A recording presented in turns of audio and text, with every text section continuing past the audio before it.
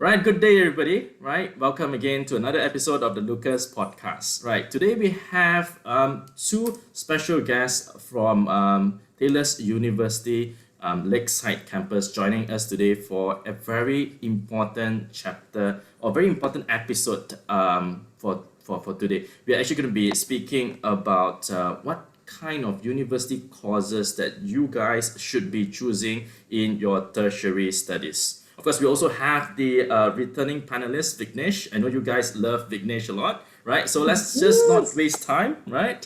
Let's just get them to introduce themselves to you. We have Miss Nancy Lee from Taylor's University. She's a life skills coach. Okay, let's just get started, Miss Nancy. Hello, everyone. I'm so excited to be here because I hear that the guys who are hearing into this podcast are young people. So I enjoy working with young people. I've been with the education field for about 30 years, chemistry lecturer, life skills coach, and also as a curriculum innovation specialist. And my core purpose is to empower young people and adults for their personal and professional growth through education, coaching, and spiritual formation. And I'll share a little bit about that, why I give you my core purpose. So we also have Miss Jolene Chong today. She's also a life skills coach from Taylor's University. Jolene? Hey everyone, thanks for having me, Lucas. So a little bit about me. I'm relatively new to the life skills team. Before this, I did my master's in mental health and in London. Graduated like maybe just a few years ago. Started working as a therapist, doing behavior therapy for kids with autism. So that was my bread and butter. I eventually moved up, became a clinical supervisor, part of the management team, but quite similar to Nancy. Her purpose is like really growing others, especially young adults. I found that passion of mine as well. I speak in the community. I speak to people about mental health. I have a community team called like Own Your Story, and we do like events. So that's kind of why I'm here, making the switch and becoming a life skills facilitator at Taylor. So excited to be here and to help people who are listening into this podcast. That's great. Vignesh, the ever presence of the Lucas podcast. Thank you for being here again, man, Vignesh. All right, Hi. no worries. Hello, everyone. It's me, Vic, again. I think just a quick introduction this time. I did my chemical engineering degree as well as my PhD as well. I'm now an assistant professor at an international university in Malaysia. So with that, happy to be here.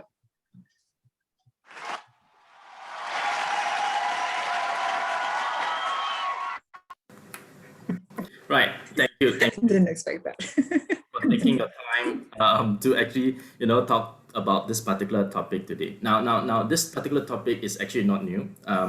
Being a teacher, being a lecturer itself, I always find my students having difficulties in making one of the most important decision in life. At that point in time, when you're actually about 16, 17, 18-year-old, you actually need to go through PU, and once you have done with it, you actually need to be deciding what kind of course that you want to actually do in your university. What would you want to do in tertiary studies? Because that is going to be an important choice that you're going to need to actually make, because once you have actually going to be graduated from uni, you are actually going to end up working in that particular field, most likely. Although sometimes some people graduated from a certain course may not end up working in the same industry or the same sector as the field that you actually study, but most of our students actually ended up working in the same line as what they have actually studied back in uni. So yeah, this is a challenge, I would say. A lot of students are still uncertain of what is the course that they wanted to do in university upon finishing a PU course, right?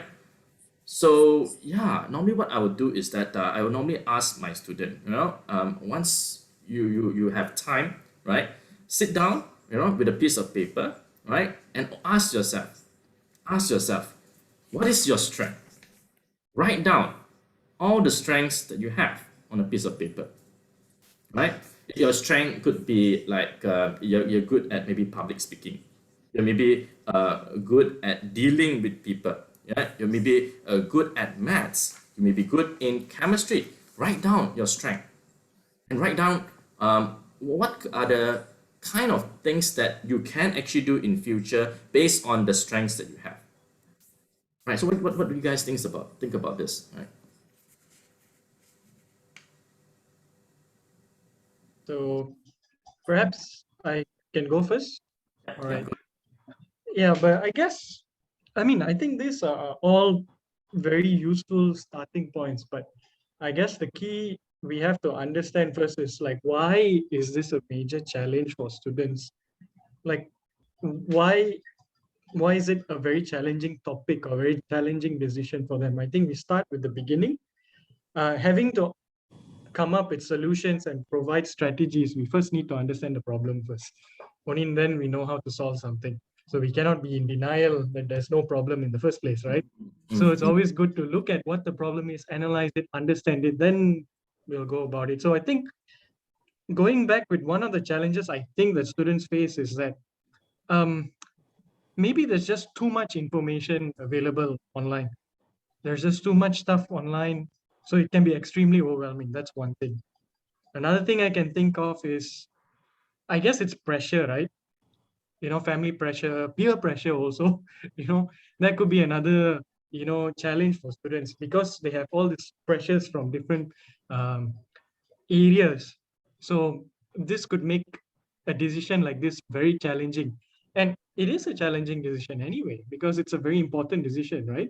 I Yeah. think, see, even my fellow panelists here as well agree with me here. mm. Yes, It's because a it very defines you in the challenging, future. yeah. Yeah.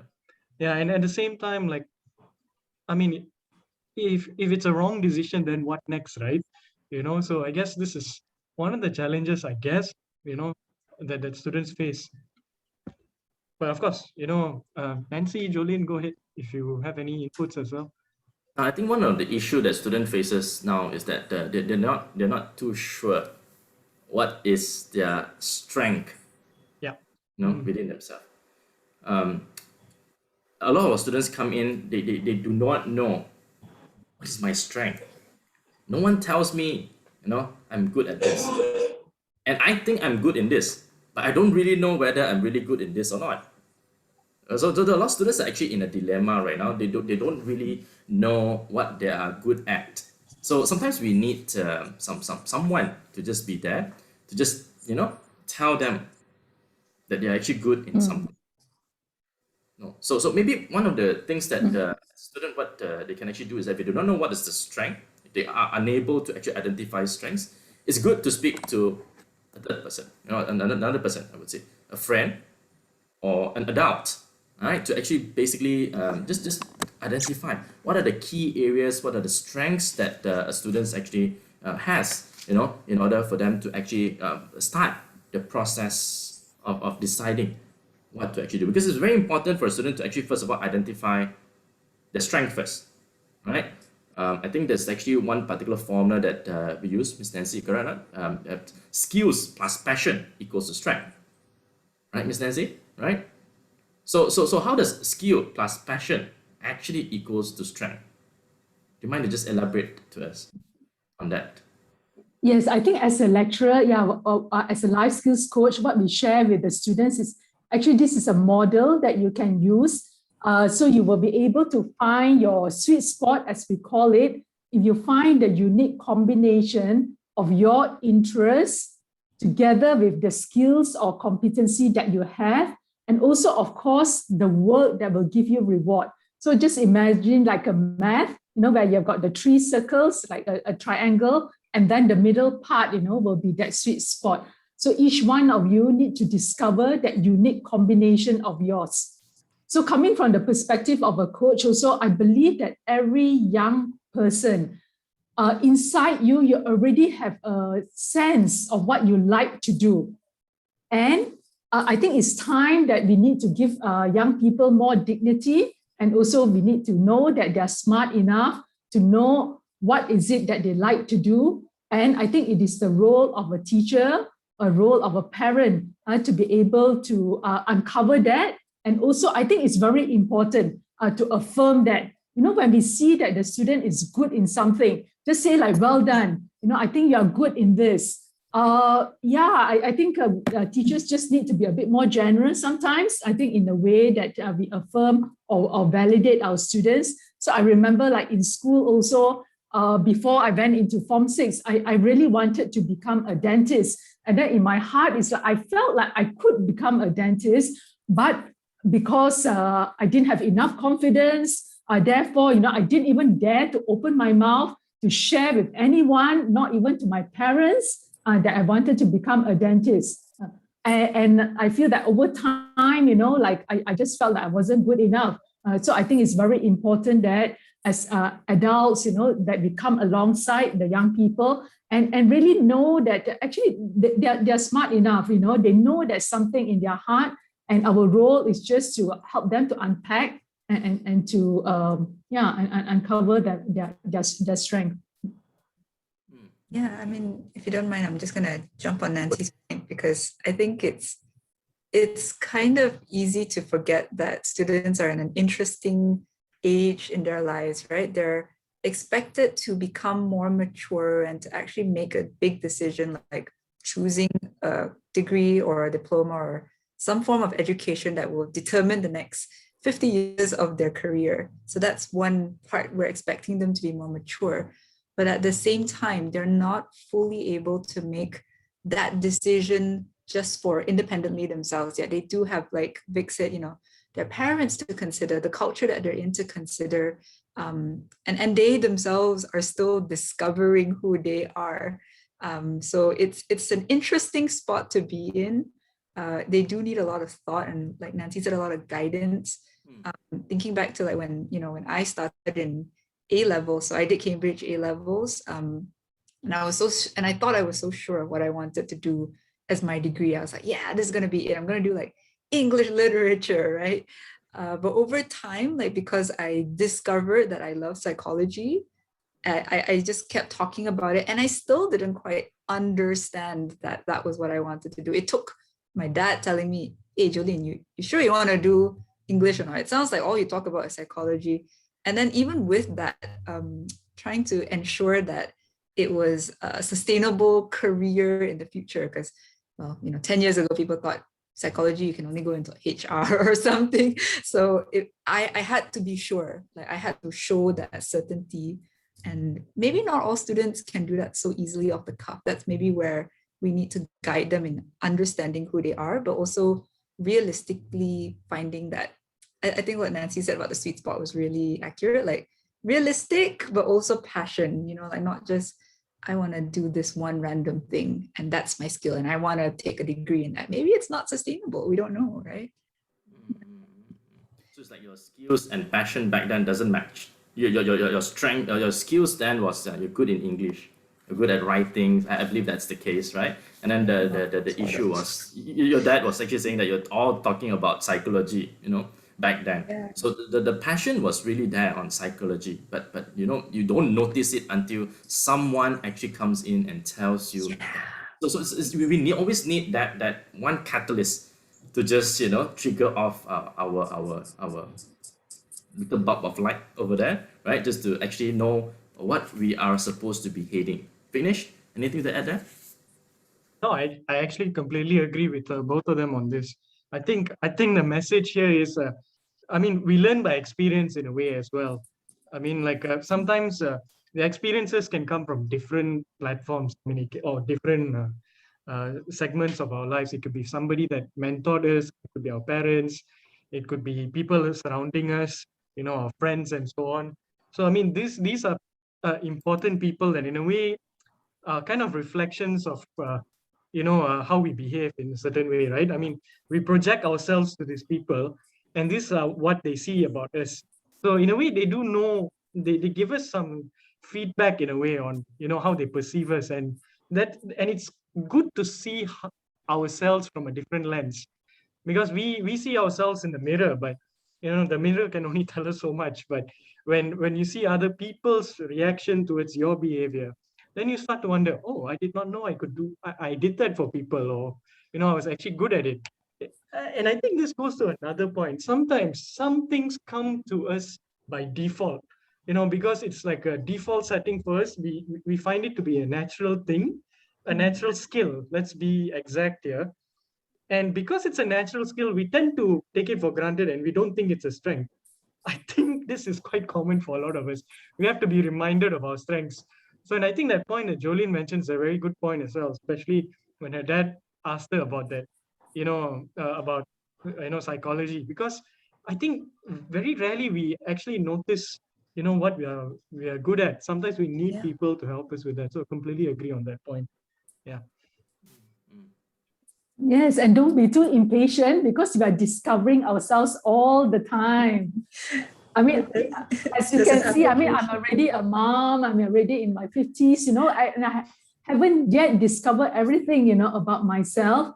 And I think it is good. There are a lot of psychology tools out there. I mean, Jolene is a psychologist.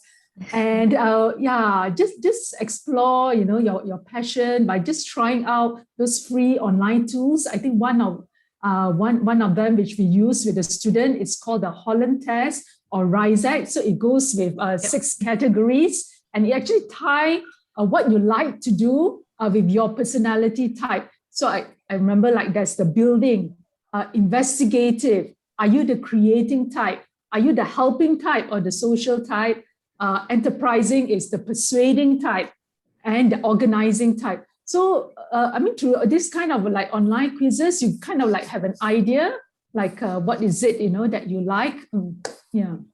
Yeah, I think that's a very good point. The tools are very necessary for us to, it's another way for us to get to know ourselves better. Um, we could use that as a starting point. That would be something I would like to say. Yeah. I think, like any tools, they have their certain degree of reliability. So, I mean, at the end of the day, all these tools help you arrive at your decision, not make the decision for you. That's a Yeah, completely exactly. different thing. It's not supposed to make the decision for you. The brain still comes from us, So in that sense, we can use these tools to give us an indication. Oh, okay, I did not know I was good at this. Oh, I did not know I'm stronger in this part. Oh, so I will look into this even further. It gives Yeah. us a good starting point, like some clues about ourselves. And I would extend that point to say that students can actually start looking for programs that require this set of skills. All right. So if let's just say you score very high on investigative skills, for example, it'll be a good indication for you to go and look at, now Google, Uncle Google has a lot of information for us to search, right? So you can actually search what are the type of courses that actually require these skills and see whether do you like them. But that doesn't mean that you put yourself into the narrow space. If you have areas which score low, it doesn't mean it's the end of the world. Lah. At least that's my view. Lah. Yeah, My view is definitely. just that it's just an indication that maybe if you want to work on those things, you can. So if you feel like, I mean, if your score says your presentation skills is bad or something, I don't know. That doesn't mean you can't be a lecturer or you can't be a speaker or something for the rest of your life. That's completely wrong. If you'd like to do that, it's a good indication for you to start working towards it, I believe. Yeah. Yeah, I think that's absolutely right, Vic. It's just showing you where you are currently without saying that that's you for the rest of your life. A lot of people tend to take personality tests as like this is me forever and ever, but just capturing information about who you are. And I think those kinds of tests would at least give you some indication of your strengths, which you can then start to think more about, right? I once took this really, I think I was like 16 or 17. I took this really random or free online like career test. And it told me that I should be a stewardess. But I think what it was, I mean, like looking at the list back, I think what it was trying to say was, okay, Jolene, you're good with people. You're good at managing people and kind of reading them out. And I mean, it wasn't wrong. I did end up in psychology, but if I took that test for face value, you'd see me. Actually, you wouldn't see me in Malaysia Airlines because Malaysia Airlines is grounded, but you would see me in a totally different career than I am today. So it's really just an exploration tool, and it's a starting point. Yeah, and that are great. Some are valid, some are just like indicators, for lack of a nicer word. Yeah. So yeah, And much stuff out there though. yeah, that's a very good point. In fact, I think this links to what Nancy said earlier, because we're always discovering ourselves, we're learning new things about ourselves. even, as we progress in different stages of our lives, right? So like the test, you take it now, it'll be different. Maybe few years down the road, you might get a Yeah. different answer altogether. Because these are just relative scales, like it's a comparison between skills. Are you stronger in one side compared to the other? Yeah. Maybe over the years you can get better at one, so you might tip over to the other side of the picture. So I think in that sense, our listeners have to understand, like, when you use this kind of tools and all that, go ahead, just understand the background behind them and how to use them and how to use the results accordingly in that sense. Yeah. Interesting. Agree more with what you guys have actually just mentioned. So personality test is actually one of the ways of how students can discover themselves. So I think what we'll do after this is that we'll actually put up a link at the description so that you can actually quickly do a personality test from the channel that you have actually watched after this. So we'll put up a link over there for you to actually do a personality test. And besides personality test, what else do you think that it can actually do? When Vic mentioned about Mr. Google, yeah, it kind of triggered in me also about that how education has changed. I think especially during this pandemic, and Vic, all of us are in the education line, and I would say that there's so many like courses out there that you can actually jump on, and they're all like free. Yeah, so in order to so that there's the passion part, but I think there's also that skills part as well that you can discover whether am I good in this or that. Yeah, so I think even during this pandemic, there's a lot of opportunities. So yeah, you can just join one of those online courses. There are courses by Coursera, edX, Udemy. So they're all free online, and you can see like whether not just discovering about what you're good at, but along the way you're actually also building your skills as well. And for example, if you're interested in computing, for example, why not, just try and sign on to one of these free online courses. But having said that, of course, even as we are building our skill or discovering our skill, we need to persevere. Sometimes there will be times when you really feel like, is this really me? This is like so tough. Yeah, maybe this is not what I want to do. But I think it requires a fair amount of perseverance as well, because I think that's how we actually improve. So just, I think, take it more like a learning kind of journey than just like wanting to find the answer.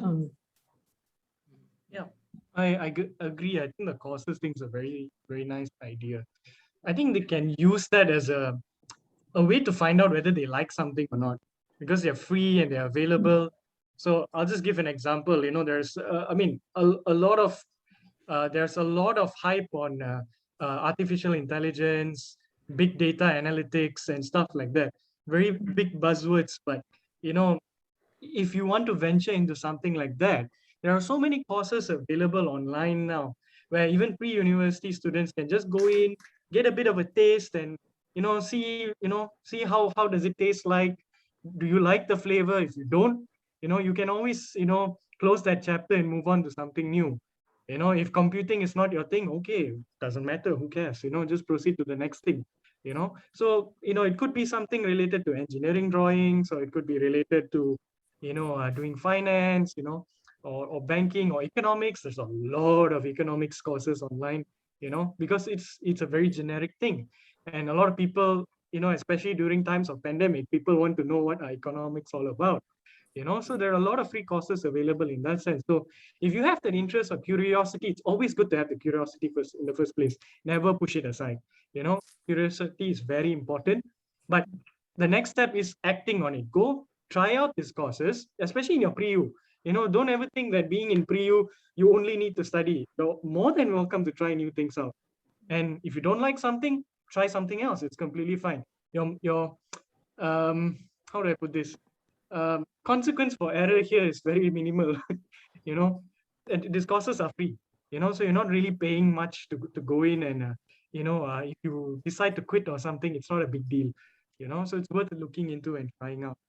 Like the Yeah. easiest add drop week ever. You don't have to start at a certain week. You're just picking up what you got to do, right? Mm. And it shows. Important to try it out, because you never know whether the shirt fits you or not, right? So Yeah. just have to actually just try out, because no one bowl fits all, right? So just try out. You may end up liking something that you never thought you would. So it's very important to try out, and very important what Vinesh brought up over there. There's so many different courses. Mr. Nancy also mentioned there's so many available courses available outside that you can always try out. Now, the most important thing is that we need to use all these kind of things over here, like personality tests, trying out different courses online. Now, all this is actually very important to allow you to derive to a decision. Now, it's very important not to just base your decision on just one tool or one particular, try out. There's a need for you to speak to people as well.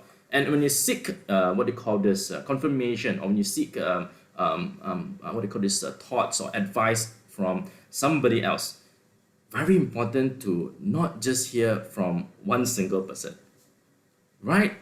Right? Because the one person could actually be telling you all the negativities that he or she may actually face in the daily job scope of what this person has to encounter.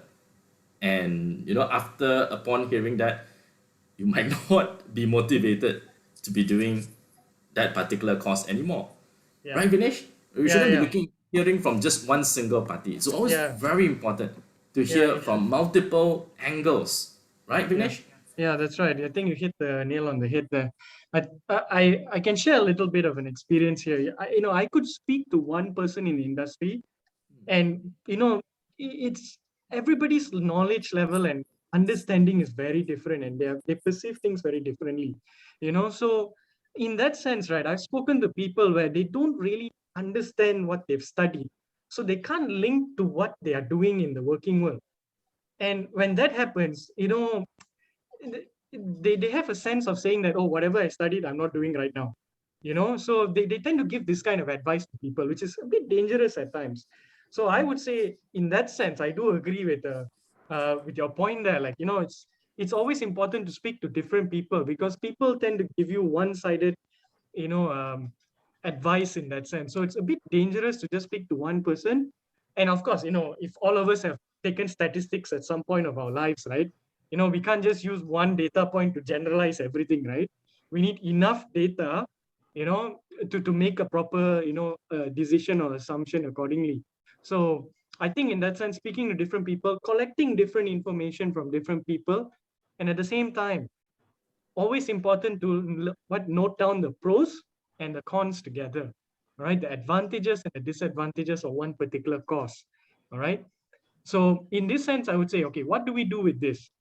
Number one, the pros or the positives of that course, it needs to be something that we can live with. I mean, this is something that we're happy to do, we're excited about, great.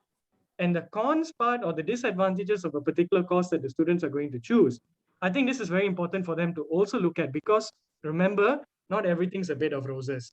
There are challenges in every course. Every course is challenging in different ways, so the challenges or the disadvantage of one course needs to be something that we're happy to deal with. If it's something that we're happy to deal with, the passion will flow through, we're willing to overcome it.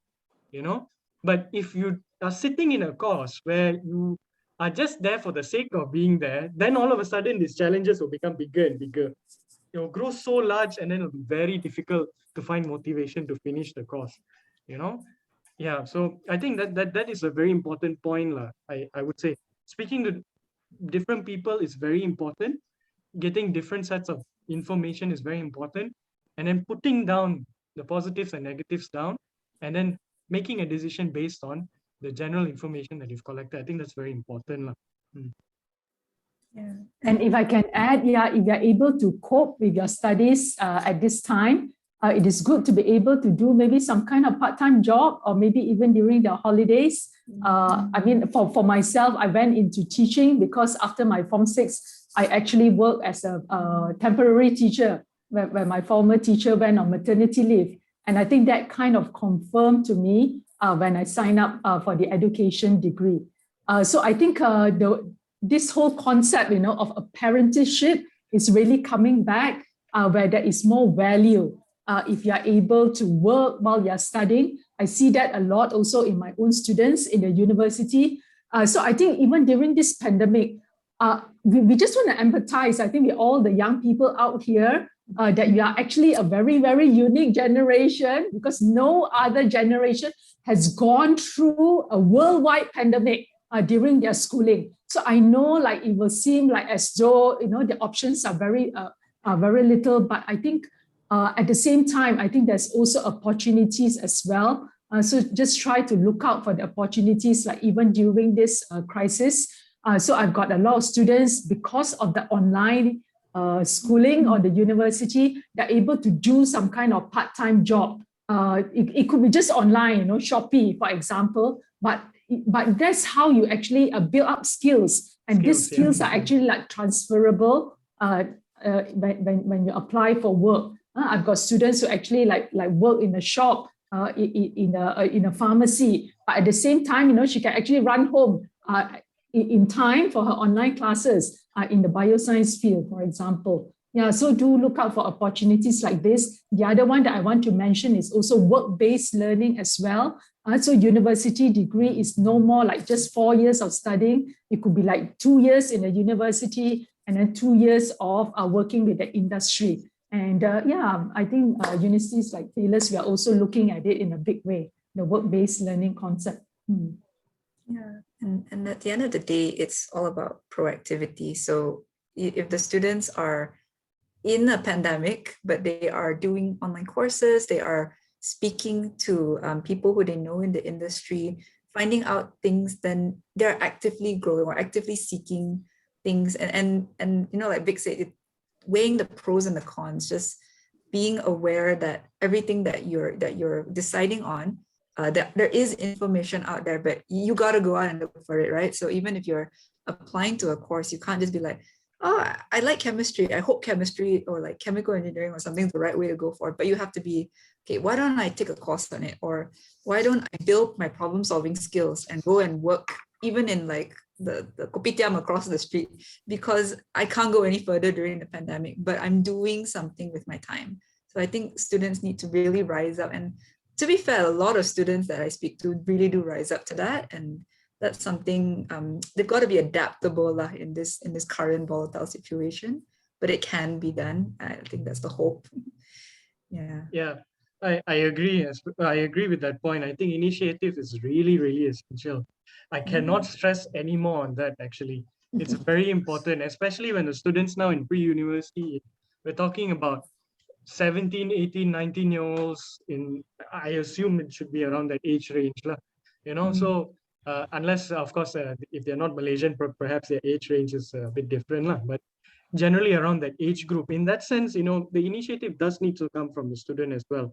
Because at the end of the day, people can advise, information is available everywhere, especially in this age of information where data is readily available online. There's tons of data, so much so that you can choke on it, and suffocate. So it's very important to take the initiative to start sieving through things and taking initiative to discover yourself a little bit more. I think it's very important to have some self-reflection here. So for students who are about to make this important decision in their lives, self-reflection is very important. All these things are, suggestions that, Nancy has given, Jolene has given, hopefully I've given as well, but at the end of the day, looking at all this information about yourselves, you need to reflect and see, does this reflect who I am? Or does this reflect where I need to be? It's very important. That initiative is number one. Number two, we cannot keep going on and saying that, I don't know lah, not sure lah, don't know lah. I think this is the stage where we slowly have to start picking this up. We have to go and say, I need to go and figure this out right now. I need to take an active approach, go and find out information, speak to people, use the tools that we suggested, get to know ourselves even more. I think these are what students from the range where they are already going to adulthood already, decisions are going to be very, very important, very, very crucial time. So this is a good time to start building that. It's one of the many life decisions or important decisions that are going to come after this. So it's very important to be ready. We're telling you this in advance so that you can mentally prepare yourself. And when you start making those decisions, okay, we have to start taking initiative. We have to start searching for things, making things happen.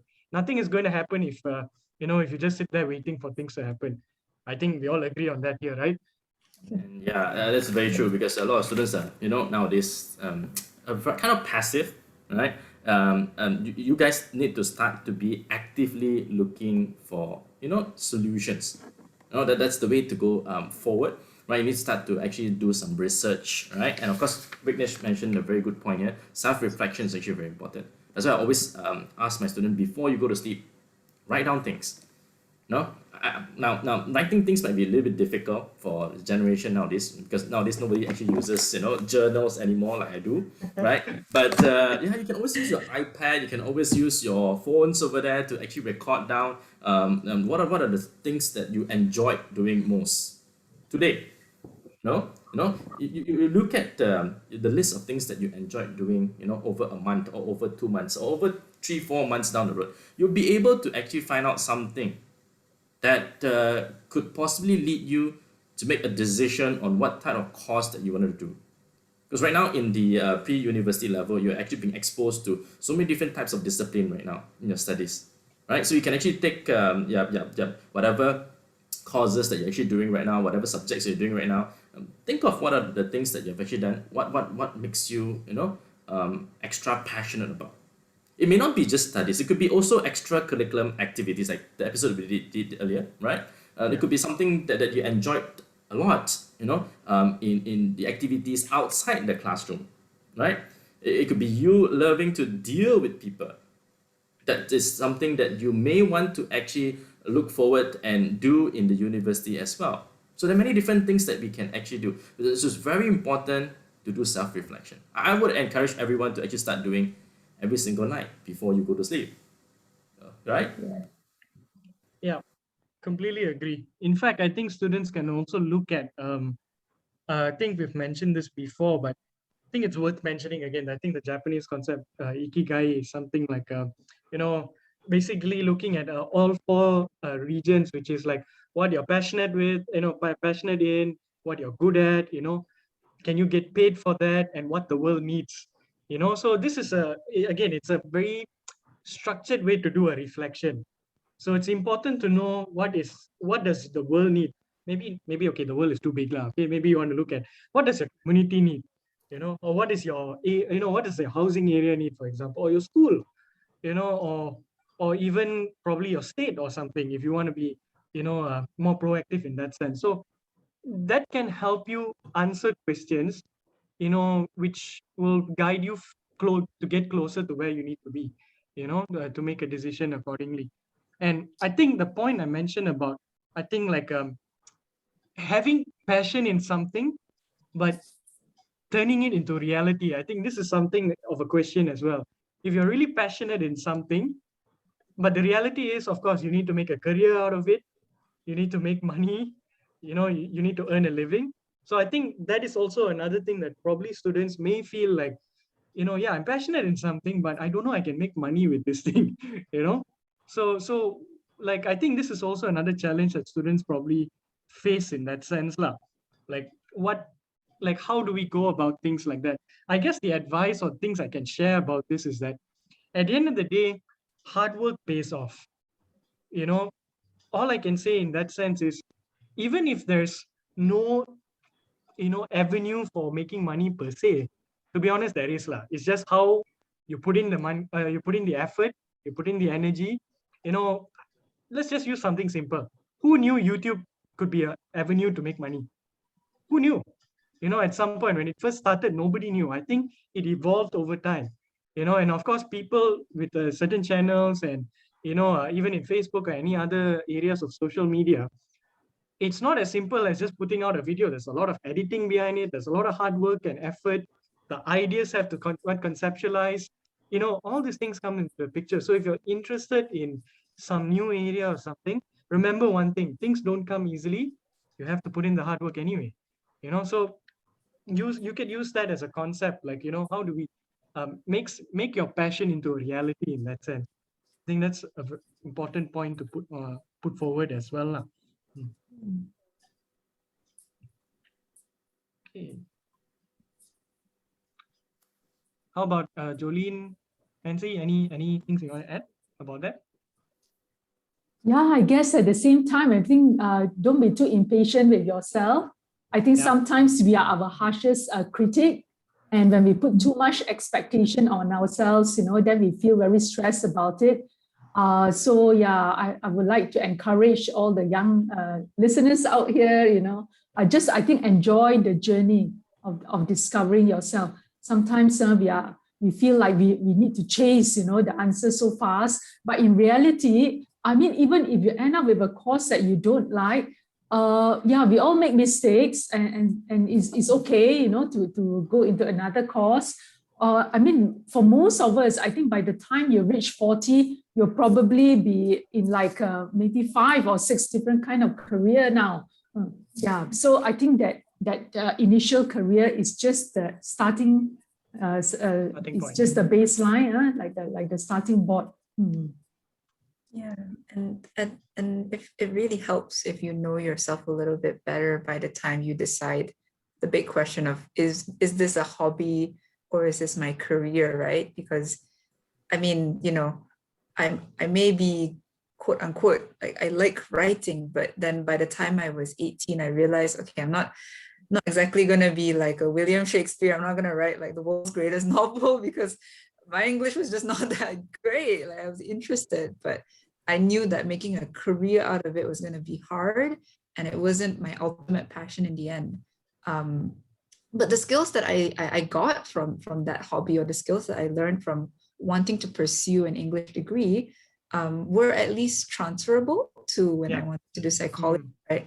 So that's that big question of, is what I want to do, it's not always so much like I have to be amazing in the technical side, because you're going to pick up the technical side over time, but is who you are going to be suited to that industry? Like, I mean, kudos to Vic. He's like, in an engineering background. I failed my ad maths. I'm not going near that industry with a 10-foot pole, because I just know that it's going to be too hard for me and I have zero passion. So it helped me towards my lean. I don't have to worry too much that like this was a big problem, because I knew myself enough that what I wanted to do was at least in that particular direction. But if you don't know yourself that well, you're guessing. And I've spoken to a lot of students who are like, I asked you, what are you good at?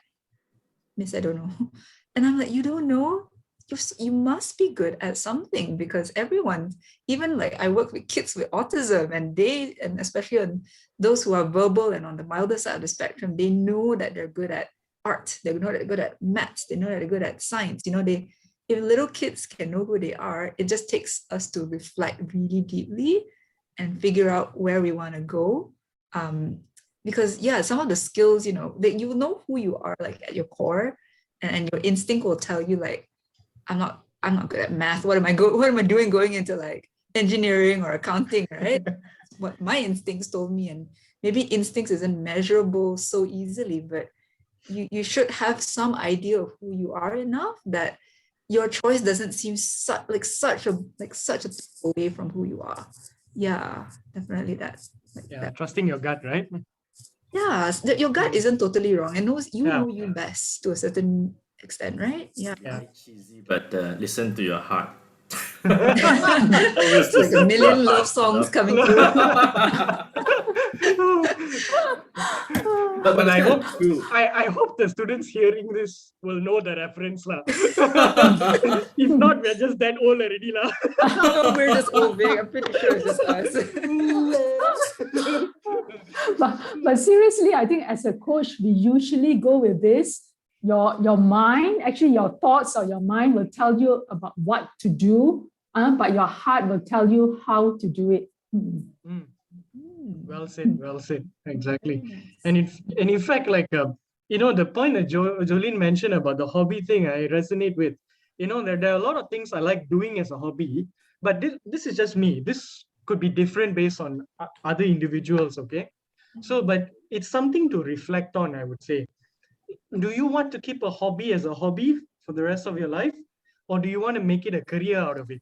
I think this is a question that, students need to answer. There's no right or wrong answer. In fact, anything that we're discussing today, I can safely say there's no right or wrong answer. Yeah. If we are telling you there is a right answer for everything, we are giving you bad advice, okay? But in this case, I think we're all giving you good advice. There's no right and wrong here, So in that sense, like my thought process here is simple. There are some things I would love to make as, a career out of if it's something I'm passionate in. But there are some things I'd rather keep as a hobby because it's something I can always go back to and enjoy myself with. Some people, when they make a career out of their hobbies, they at some point they reach a burnout because it's a career. There are pressures involved. There are requirements. Key performance indicators related to it. So some people may not like it, but some do. So in that sense, it's an important decision to make as well. Do you want to do something that you're passionate with, passionate in rather, but at the same time, will you be okay doing this for the rest of your life or a certain degree of your life? So this is a question that I don't think many students know about this, but I think it's a question worth answering in a way as well. Yeah. I think it's a good point mentioned there from Julie. Yep. And look at the current situation in the job market right now. A lot of employers nowadays are actually hiring graduates based on the set of skills that they actually have. So I think it's actually more important right now to actually acquire as much as skills as possible within yourself. So just now we suggested you all to actually take up different courses, right, online, just to, of course, for self-discovery purposes, right? It will actually allow you to know yourself better, and at the same time equip yourself with whatever skills that's going to be required in the job market in the future. Because right now, employers don't just hire a person to just deal with day-to-day job. You're actually going to be hired based on a set of skills to solve a problem that they have in hand. Because every company, of course, is thinking to actually move forward with whatever innovation they have, whatever mission and goals that they actually have in mind. So you're actually hired for that purpose. So taking up courses, right, online courses, definitely helps a student to build up a certain level of skills. I think Miss Nancy, who actually has like two young adults, can actually speak about this too, right, Miss Nancy? Yes. I think from a parent's perspective, I try to follow, I think, what my children like, even from the time that they're young. So I'm just going to quote my youngest son. So I noticed since he was young, even in primary school, he likes history very much. And he also liked politics as well, as he was growing up. And of course, in Malaysia, you don't become a historian. Otherwise, you just end up working in Museum Negara. So I think the closest was law. Because he didn't like the sciences, the physics, the chemistry and all that. And because of that also, I decided to put him into the Canadian pre-university program, not A-level, so that it offers a broader range of subjects. And with that also, when he went into the law school, it wasn't easy, and he's not like one of those top students or whatever. In fact, most of the time, he got a B for his grades. But I think we drew on, I think, some of the words that was mentioned, like being curious. And I would say that I think what really employers look for, I think even more than the qualification that you have or the skills, I think it's really the attitude. I think attitude really triumphs over even the altitude as well. So when he was in law school, it's very important for them to be able to secure a pupillage when he graduate. So that it's very common, to apply for 50 legal firms and not getting an offer, especially in Singapore. So when he was on an internship, I told him, the only advice that I told him was, I said that, there are many people out there who are very talented. They're probably able to speak, very well and so forth. But I think one thing that you can do is to be very helpful. I think Vinesh mentioned that, to demonstrate a lot of initiative. So I say, just throw yourself out there and just be willing to help. Even if it means, like just tapao lunch for your colleagues in order for them to be able to work late into the night. That is like demonstrating initiative. Just asking people, because really, when you are being an intern, they can't give you much work except to staple the papers and so forth. But really, I think what's wrong with that? Just ask around, like, do you need help and so forth. And I think he tried to observe that. And a few months down the line, then he got a call, from that same office, and they actually offered him a pupillage. So I think that kind of show that, I think more important than the skill or the qualification, always remember that we need to demonstrate, the character traits that are appealing, I think, to the employers. Yeah, I can't agree more, because I think attitude is definitely something that our students need to pick up very quickly as well, because it's the attitude that you need to actually bring out within yourself, right? To actually show who you are really. Of course, you need the right attitude as well when you're actually studying right now. Make sure you're disciplined to actually do what you actually need to be accomplishing in your pre-U times, and always find opportunity to discover yourself during this time in your pre-U studies. Well, I think we're running short of time today, right? So I would actually just go ahead and just ask our fellow panelists over here to wrap things up for us over here. So what is the one take-home message that you would actually want our listeners to be bringing home along with them? What you hold dearly right now that you want our students to actually, listen upon listening to our podcast, oh, I should actually start doing this immediately right now. Finish? Well, I think one message that I would like to leave here is that at the end of the day, this is your career. It's the starting point, or it's the birth of your career. So it's very important that the decision comes from you, all right, the listener. That's number one. Number two, and it has to be very important that that you have to be happy with your decision. Hook or by crook, be happy. There are going to be challenges. I'm just going to tell you frankly, I think all of us are going to be in agreement here. In every career, there's going to be challenges. That's what life is about. It's about life. It's a journey of self-discovery at the end of the day, right? So there will be challenges that comes along in different segments of our lives. But the key point is, take it as a challenge to overcome. That you have the necessary skills to overcome. At first, it might be a struggle, but eventually you learn and you get better at it, and you get more experience. So this is an important message, but I'll add on a little bit more. I think a lot of us, like I was at that age at one point of my life. I do know, I can relate to some extent that family pressure or pressure from parents can be a big part, because at the end of the day, it's fair, because they're paying money to put us in education, right? They're investing in our future, you see, which is totally fair, from their point of view. So they want to make sure that you get the best out of that investment. They're spending so much money, you have to make the right decision. So, but of course, at the end of the day, we can't deny there's some added pressure that comes along with it, right? So if you're so worried about what your parents may think, if you're deciding some particular thing, I would say don't. Make sure you bring it out. I think Nancy mentioned this earlier as well. I think it's important to say what you want to do. And the next most important thing I would say is, the take-home message now is, show confidence, show the initiative, do your homework, give assurance to your parents that you can do this. One thing is, parents need to know whether they're investing in the right decision. That's number one. Number two is, they want to know whether they can get assurance from the child.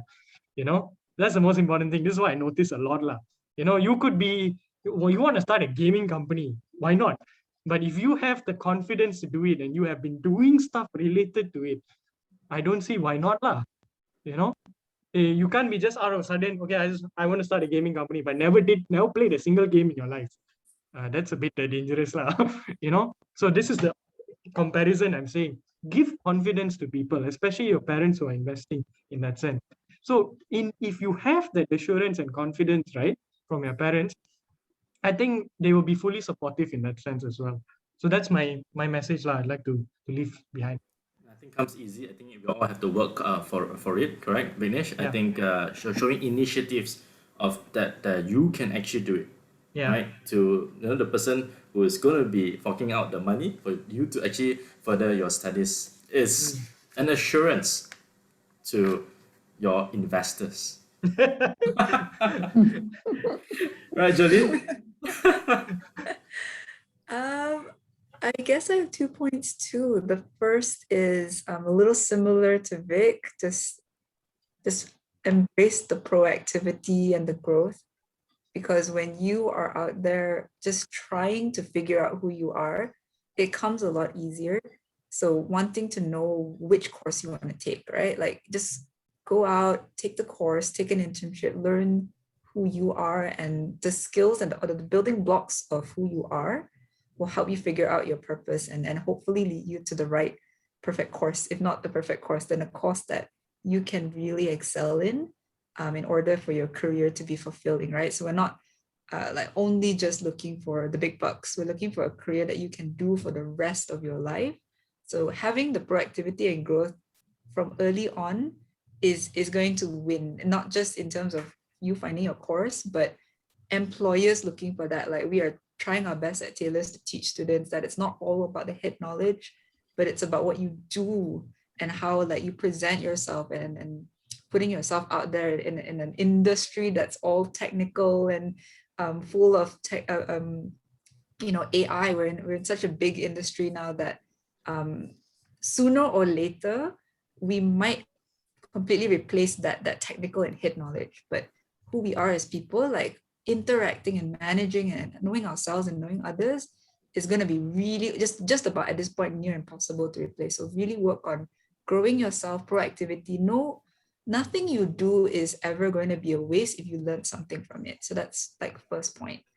The second is really really work on your reflection and your heart, because it will tell you things if you let it. So it's kind of like I like what Nancy said just now, like the heart will tell you how to do it, because at some point maybe you'll know what to do, but you're like, is this the right thing to do?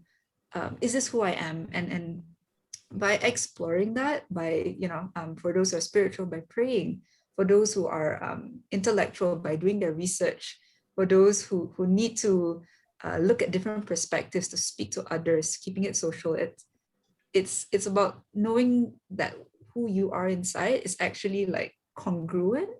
So on top of being proactive and getting out there and growing, you also got to make sure that it's who you are and listening to yourself. And the only way you can do that is by building that skill of self-reflection and mindfulness a whole lot better than when you were yesterday. So don't worry about where you are 10 years from now. Start with like, okay, this week, what am I gonna do to like make myself better than who I was last week? And that's already a brilliant start to figuring out the course that you want. Yeah, so those are my 2 thoughts. Over to you, Nancy. I will also go with 2, not to be outdone by your. Okay, so I think every one of us actually love a good movie. You name it, Star Wars, Avengers, and the plot actually always comes from this writer and psychologist. He's a philosopher actually, Joseph Campbell. He came up with the model of a hero's journey, and he mentioned this. Follow your bliss, which is actually follow your joy or happiness or heart. I think we have been talking about that. Follow your bliss, and the universe will open doors where there were only walls. Okay, follow your bliss, and the universe will open doors where there were only walls. Now it sounds like a cliche, I know. Okay, so every generation is similar, but I think every generation is also very unique. And I really have very, very strong confidence in this Gen Z. I think most of the listeners out here, you're the Gen Z. I think you're a very unique generation. And those experts who study about different generations says that the Gen Z are people, who the purpose of life is very important to you, as well as I think you are going to be a very resilient generation. They say that, you will be equivalent, for similar to those who have gone through the World War II, that you are actually a very resilient and persevering generation because of what you are going through in this pandemic. So we have absolute confidence, in the Gen Z. Thank you, Ms. Nancy. For me, I'm gonna go very simple. I would just ask you guys to actually start actively doing something. I'm a bit old-fashioned like what I said just now. I write out. It's empty right now. It's not the end of the day yet. I'll basically be doing reflection every single night. I encourage you all to actually start doing that because it is a kind of a way to actually help you understand better about yourself.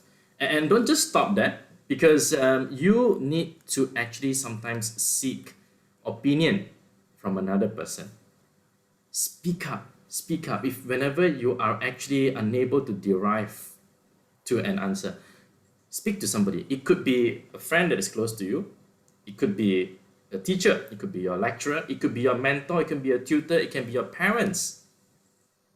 It could be even your dance instructor. Speak to them. Just speak to them. They might be able to see things that you are unable to actually see right now. Seeking opinion from another person, it's very important in self-discovery. All right, and I hope that you guys have actually gained a lot of important sights on this particular topic that we're discussing today, right? On what you can actually do in the university. What kind of course would you want to be applying for your university, right? With that, I think in the future episodes, we will start to actually talk about some career options, right? For you to actually be tuning into, right? Hope that you're looking forward to actually hear our next episodes over here. We're going to start the career talk episodes very, very soon. Stay tuned, right? We will bring that particular episode up very, very soon, right? If you have any career talks that you want to listen to, please put down in our comments right at the bottom. Don't forget to actually give us a like, subscribe to the channel, and Subscribe. thank you. Subscribe. Thank you very much. Thank you, guys. Thank you, everyone, for listening. Thanks, guys. Have a good one. Take care. Bye-bye. Stay safe. Thank you, guys. Bye. Bye.